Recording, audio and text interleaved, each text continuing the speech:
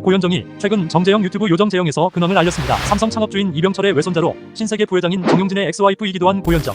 고현정의 딸 정혜인이 SNS를 통해 엄마에 대한 생각을 답하기도 했는데요. 엄마가 기억나냐는 질문에 잘 기억이 나지 않는다. 엄마를 닮았다는 물음에는 그런 말하는 거 아니야. 그분이 얼마나 예쁘신데 라고 대답했습니다. 고현정은 무료한 일상에 기분 전환 겸 머리하러 미용실에 갔다가 원장님의 권유로 1989년 미스코리아에 출전해 선우로 데뷔했습니다. 그 후 KBS 대추나무 사랑걸연애를 시작으로 연예계 활동을 시작했으며 라디오, DJ, 쇼 프로그램 MC도 맡는 등 활발한 활동을 이어갔습니다. MBC 대작 드라마 여명의 눈동자에 출연해 차츰차츰 연기력을 쌓아갔고 엄마의 바다를 통해 주연급으로 자리매김했습니다. 1995년 1월 SBS의 드라마 모래시계에서 카지노 대부 윤재용 회장의 외동딸 윤혜린 역으로 출연 최고의 톱스타가 되었습니다. 모래시계는 광주 518 민주화 운동 실제 영상을 삽입하여 사실적으로 표현한 최초의 드라마입니다. 모래시계 종영 이후 신세계그룹 부회장인 정용진과 결혼을 하고 호련히 연예계를 떠나 엄청난 화제를 불러일으켰습니다. 그러나 2003년 이혼하게 되었습니다. 이혼 원인을 두고 많은 루머들이 돌기도 했습니다. 2009년 1월 무릎 학도사에서 루머들은 사실이 아니라고 밝혔습니다. 고현정은 인터뷰를 통해 아이들에 대한 그리움을 내비치기도 했습니다. 특히 SBS 플러스 현정의 틈에서 자녀들을 임신했을 때 행복했다는 이야기와 함께 어린 아이들을 애틋한 눈길로 바라보고 껴안기도 했습니다. 고현정은 요정재영에서 음식을 먹다가 맛있다고 칭찬을 했고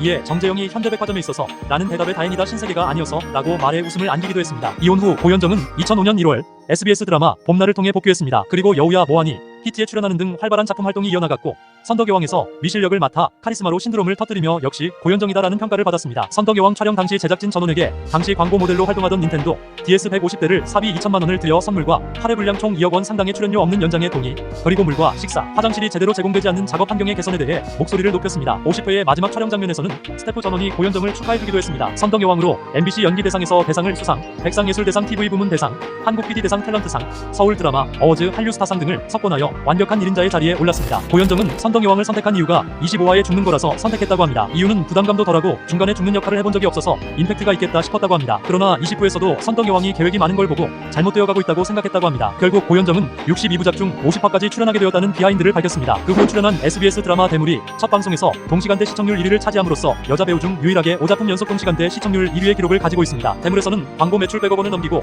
한국갤럽이 조사한 올해를 빛낸 탤런트 1위에 고현정이 올랐습니다. 이를 바탕으로 SBS 연기대상에서 대상을 수상했습니다. 2018년 SBS 드라마 리턴 촬영 당시 자신이 연기하는 캐릭터에 대해 제작진과의 의견 불일치로 촬영 현장에 지각을 하기도 하고 폭행설까지 불거지며 드라마에서 하차했습니다. 고현정 측은 제작진과의 캐릭터에 대한 의견 차이를 더 이상 극복할 수 없어서 하차하게 되었다고 입장을 밝혔습니다. 그리고 폭행에 대해서 추가적인 입장을 밝혔습니다. 억울한 부분이 있고 밝히고 싶은 부분이 있지만 작품에 피해를 주고 싶지 않다는 고현정의 의사가 강해 더 이상 언급하지 않기로 했다고 전했습니다. 이에 고현정의 끊임없는 인성 논란에 고현정은 다 됐고 인성이나 고쳐라 이런 댓글 때문에 가슴이 아프다. 사실 저 그렇게 나쁘지 않다 라고 말하며 예쁘게 봐주세요 라며 웃어 보였습니다. 고현정은 작품을 많이 안 한다는 질문에 작품이 들어오지 않는다. 방송 후 작품이 들어온다면 뭐든지 하겠다 라고 답했습니다. 그리고 배두나에게 여배우는 도마 위에 올라갈 줄도 알아야 한다고 말한 인터뷰 내용에 대해서 자기도 앞뒤가 안 맞는 말을 많이 하면서 살았을 수도 있다고 도마 얘기도 그런 거다. 남 눈에 띄고 싶고 남다르고 싶은 마음이 있으니까 나온 것 아닌가 라고 소신을 말했습니다. 고현정은 통이 크고 배우들과 스태프들을 아끼는 성격이라고 합니다. 이광국 영화감독은 12년의 시간 동안 내가 경험한 고현정 배우는 언제나 훌륭한 배우였고 카메라 뒤에서는 누구보다 따뜻하고 배려심이 많은 사람이었다고 말했습니다. 인간 고현정은 사람들을 잘 챙기는 사람이라고 말하며 배우들과 스태프들을 잘 챙기신다. 애정을 가지고 챙겨주신다고 말했습니다. 2012년 SBS 고쇼에서 배우 성동일이 고현정의 촬영장 모습을 언급했습니다. 성동일은 고현정이 멋있었을 때가 있다. 고현정이 영화 찍을 때 손 부상을 당했던 적이 있는데